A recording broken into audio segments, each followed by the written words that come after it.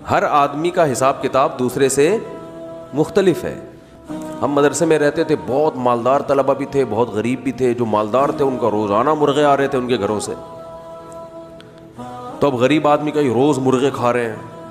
کوئی بات نہیں بھائی, اللہ نے مرغے کے پیسے دیے تو روز کیا کھا لیں, مرغے کھا لیں. تو یہ تو اللہ کا بنایا ہوا نظام ہے. سلیمان علیہ السلام کا تخت ہیرے جواہرات جڑے ہوئے تھے اس میں, کیا بادشاہت تھی, پیسہ دیا تھا.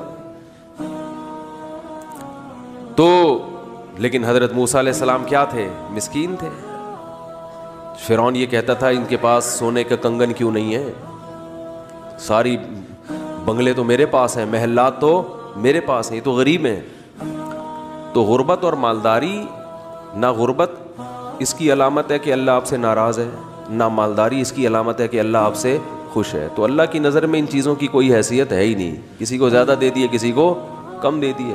اللہ تو کہتا ہے, حدیث میں آتا ہے, ان اللہ لا ينظر الى اموالکم ولا الى صورکم, نہ اللہ تمہاری شکل کو دیکھتا ہے, نہ اللہ تمہارے پیسوں کو دیکھتا ہے. یہ تو ہمارے مسائل ہیں.